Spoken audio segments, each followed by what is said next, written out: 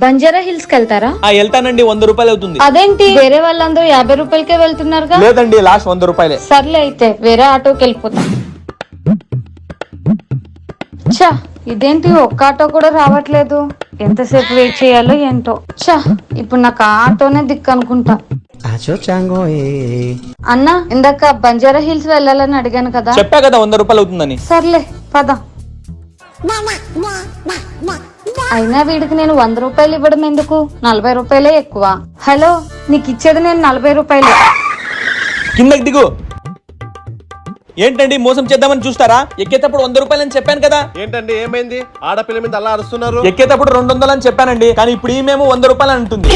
లేదండి ఆయన చెప్పిన 100 రూపాయలే. ఏంటి ఆడపిల్లని మోసం చేద్దాం చూస్తున్నావా? సరే ఆ 100 రూపాయలు ఇవ్వండి. మా ఆటో వాళ్ళతోనే పెట్టుకుంటావా? ఎక్కువ